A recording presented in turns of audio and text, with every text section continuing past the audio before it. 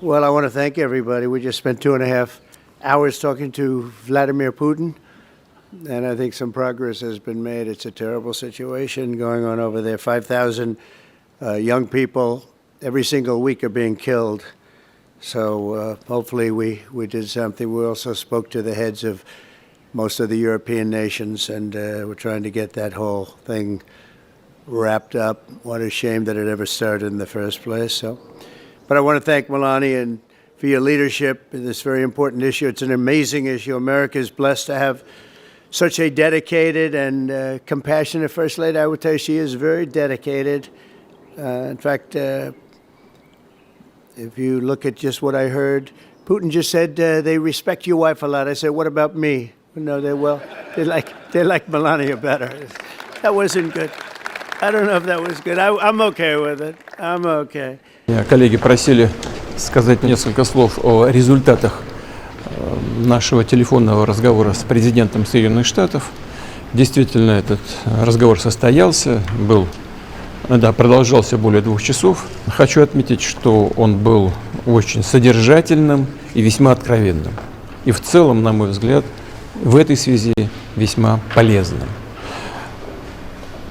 Прежде всего, я поблагодарил президента Соединенных Штатов за поддержку со стороны США возобновления прямых переговоров между Россией и Украиной по поводу возможного заключения мирного соглашения.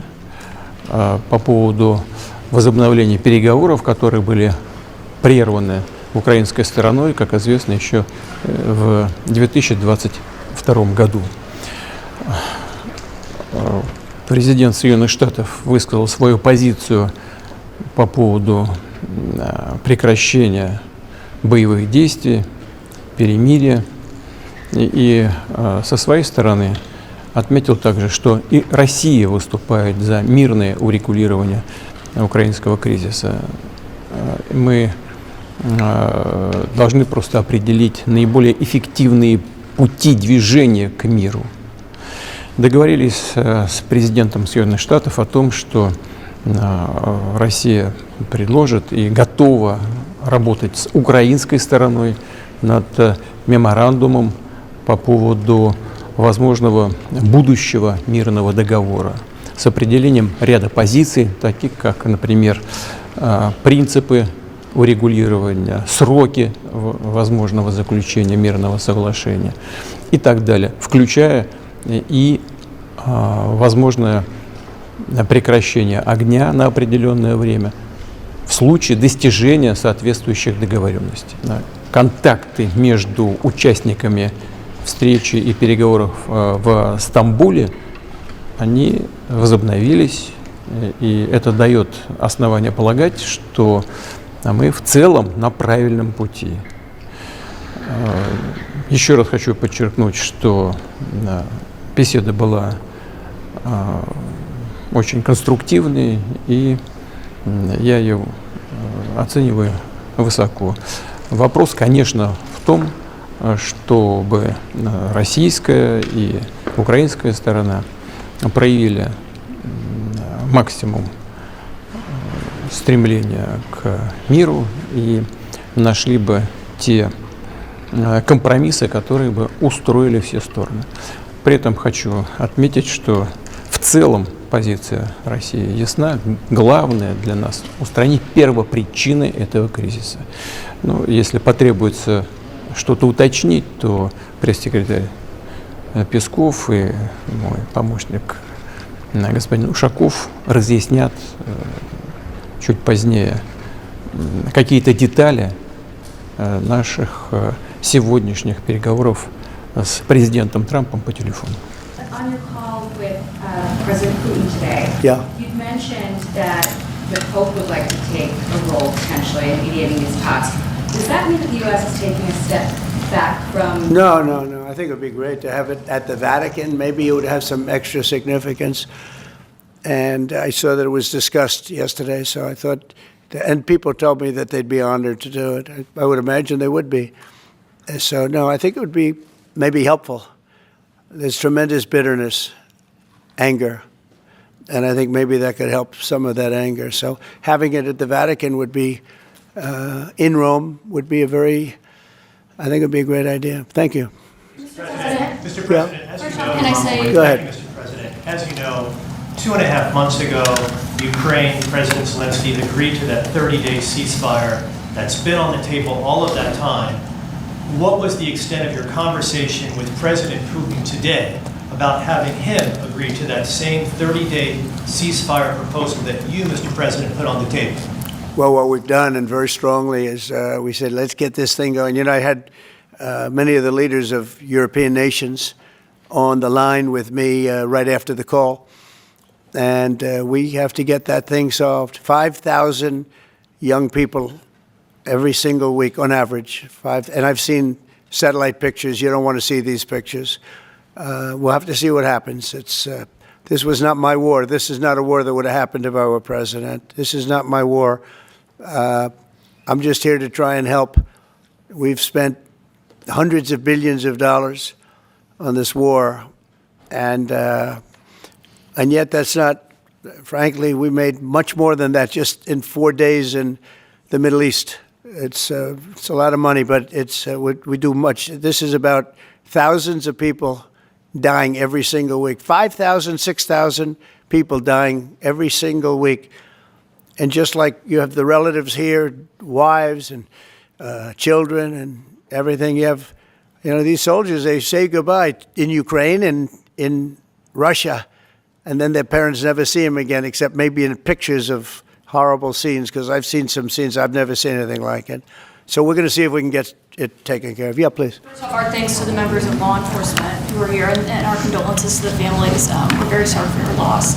Mr. President, on Ukraine and on your call today that you had with President Putin, you said last week that you thought nothing was going to happen, no advances would be made until you and Putin got together. Do you still feel that way? I think something's going to happen. It's a got very big egos involved, I tell you. Big egos involved. But I think something's going to happen. And if it doesn't, I'd just back away, and they're going to have to keep going. Again, this was a European situation. It should have remained a European situation. Should have remained. But we have, because the past administration felt very strongly that we should be involved, and we got involved much more than Europe did in terms of the money and all of the things that we gave. We gave massive amounts, I think record-setting amounts given to a foreign. There's never been anything like this, both weaponry and money. And Europe gave a lot also, but they didn't give anywhere near what we gave. We gave probably almost 3 times the amount. And it's just a shame. The whole thing is a shame. The level of death is just a shame. Yeah? Did you ask President Putin to meet with you? About what? About Ukraine. Yeah, of course I did. I talked to him about it. I said, when are we going to end this, Vladimir? I know him for a long time now. I said, when are we going to end this bloodshed, this bloodbath? It's a bloodbath.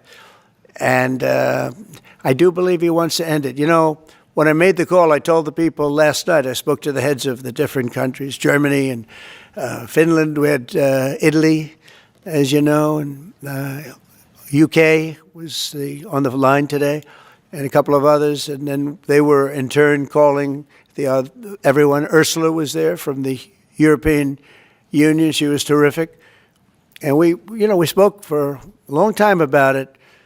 And they got a problem. It's a big, big problem. It's a terrible war. It's a very hard to extradite themselves away from what's taken place over there. The amount of anger, the amount of hate, and the amount of death. It's very hard, very tough situation. But I said to him, we got to get going. And I did say also, if I thought that you couldn't do it, I'd step away, because what are you going to do? We don't have boots on the ground. We wouldn't have boots on the ground. But we do have a big stake. And the financial amount that was put up is just crazy. It's crazy. This isn't for us. This is for somebody else. The amount of money that we put up is record-setting. There's never been anything like this. And that includes weapons. Never been anything like this. Yeah, please. Mr. President, on the medal, how far back do you intend to look to consider for the recipients? And then on your call today, if Putin ultimately proves to be the obstacle to peace, is further arming Ukraine on the table at that point? Well, we'll look. I mean, we're going to look. I hope that I like to think positively, frankly. I just can't believe that they allow this to continue. This would have never happened if I were president, and most people admit that. It would have, and it didn't happen for 4 years. And October 7th would have never happened either. That's the attack on Israel. That would have never happened. So sad, a lot of things wouldn't have happened, but so sad to see it. Now, I think that there's a good chance we can get this done.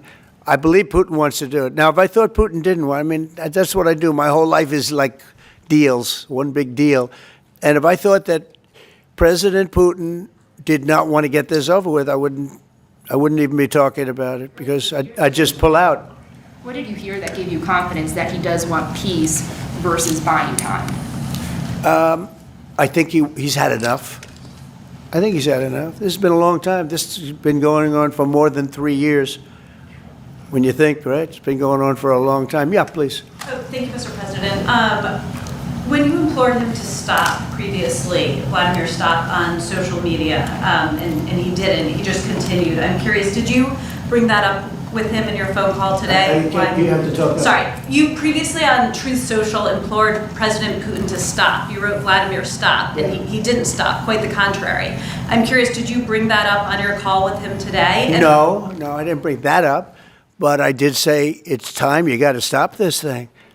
And I believe he wants to stop. Look, I would be, I think, very able to tell whether or not he wanted to or what. I thought there was a very good chance, like a 50-50 chance, that he would say, I want to take the whole thing. I didn't know what he was going to say. And then they have a different kind of a problem. But I believe he wants to stop. Pretty sure. Just now about backing away or walking away if it looks like it's going to be an intractable problem. Do you have a red line in your head of what would cause you to back away? And yeah, in my head, but not something I'm going to announce. But yeah, definitely in my head I do, yeah. Exactly would that look because like? This isn't our war. This is not my war.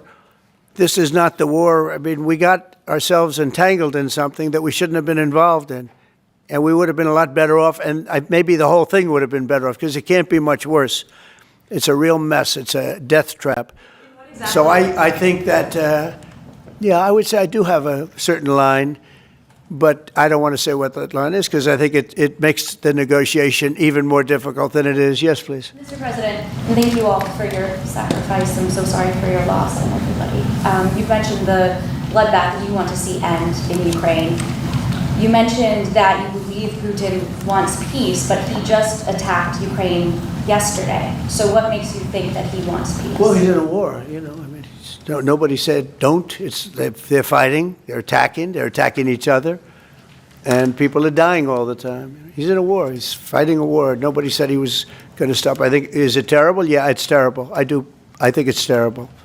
Can you weigh in on President Biden? President Biden was diagnosed with cancer. The war, and then I want to ask you about reconciliation.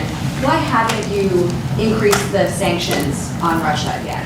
Well, because I think there's a chance of getting something done. And if you do that, you can also make it much worse. But there could be a time when that's going to happen. Yep. Mess when you're talking about all these questions on Ukraine and Russia that would have never happened. As an example, if I were president, it would have never happened. The other thing is you have to say, why did it take so long? I mean, when this takes a long time. It can take years to get to this level of danger. So it's a very, very sad situation, and I feel very badly about it. And I think people should try and find out what happened, because I'll tell you, I don't know if it had anything to do with the hospital. Walter Reed is really good. They're some of the best doctors I've ever seen. I don't even know if they were involved, but a doctor was involved in each case. Maybe it was the same doctor, and somebody is not telling the facts. That's a big problem. President Zelensky of Ukraine says that the Ukrainians are ready for a ceasefire, they're ready for peace negotiations. In your mind, is Ukraine doing enough to get this peace? I'd rather tell you in about 2 weeks from now, because I can't say yes or no. I think, look, he's a strong person. Zelensky, a strong guy, and he's not the easiest person to deal with. But I think that he wants to stop. He's, not. It's a very bad thing that's happening over there. I think he wants to stop.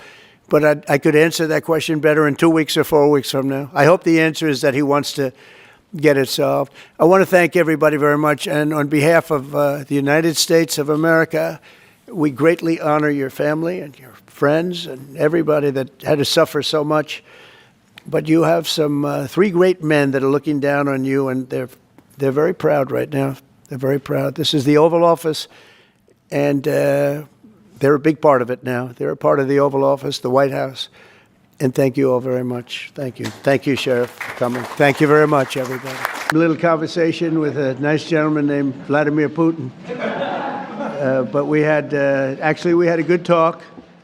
And I think that progress is being made. 5,000 young soldiers are being killed every single week on average. Can you believe 5,000?